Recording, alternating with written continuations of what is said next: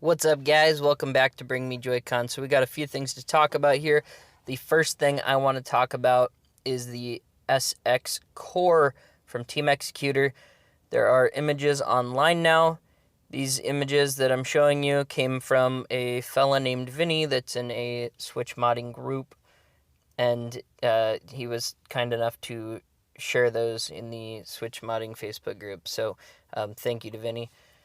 Fantastic. They look really cool.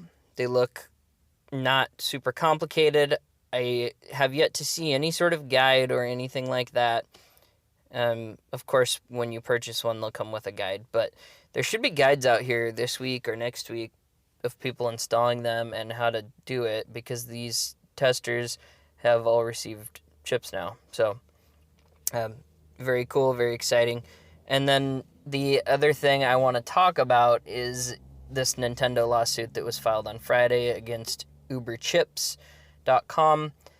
That's a brand new website that was created to sell these SX Core and SX Lite. I'm sure they have other products, but they just launched this website a few weeks ago to sell these pre-orders for these Nintendo Switch mod chips, and they now have a lawsuit filed against them in an Ohio court for, I guess, Nintendo's claiming that, these chips allow people to pirate video games and that's why they are bad.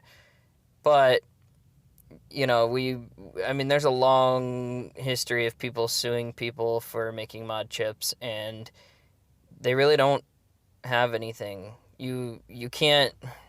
People are going to abuse things no matter what, and they're not promoting... I've never in my whole life seen a website or Team Executor promote piracy. If you bring up piracy on a Team Executor forum, they will immediately ban you because they do not promote it. And actually, I'm just going to go ahead and read this article. So it's from Polygon.com.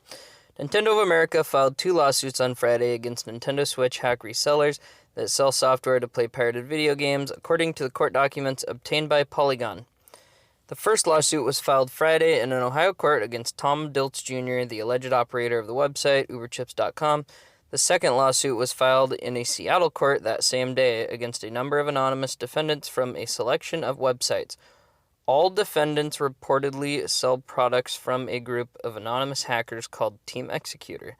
Nintendo's lawyers described the products as an unauthorized operating system and accompanying piracy tools that install it. These products allow users to get around Nintendo's technological protection measures designed to protect its products from unauthorized access and copying.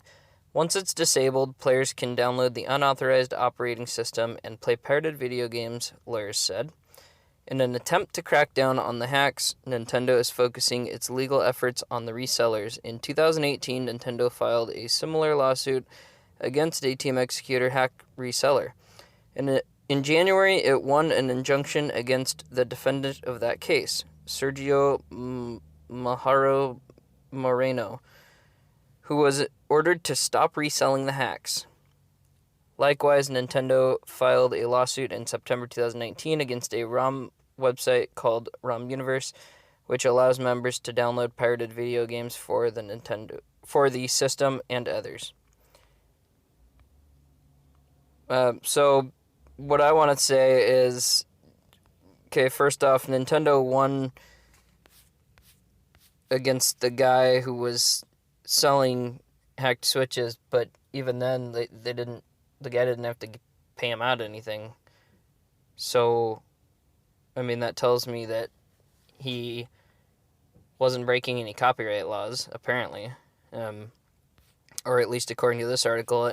They would have said if there was some sort of fine that he had to pay. And then lastly, towards the end of the article here, Nintendo is seeking $2,500 per trafficking violation in each of these cases, as well as a permanent injunction to stop operations of these websites. That won't happen. They've been trying to get these websites to stop for like 20 years. Team Executor's been around since the original Xbox days. They know the legal system. They've jumped through these hoops before, and it's just not going to happen. I mean, even if they had to pay some sort of fine or whatever, it's really not going to keep people from wanting to do this stuff. It's not illegal to run homebrew on a device. So there are homebrew games out there that are legal to play, that people have created and made for free for the community. And all this chip does is allow you to run those games. So there's no way to prove that, it's a scheme against Nintendo or anyone else to take away their money or pirate or anything like that. I have an SX Pro, which only works with the original Switch, but I don't use it for piracy. I've backed up my cartridges that I purchased at the store to play so that I don't have to carry them around with me. And I've played some homebrew games that are free, that are out there for the internet to have, from, small developers and stuff that don't, they just ask for like donations and stuff for their games, but it's perfectly legal. So anyway, I just wanted to bring this to everybody's attention and let you guys know what's going on in the news. Polygon.com is where this article came from. So anyway, subscribe to the channel, give this video a like, and have an amazing day.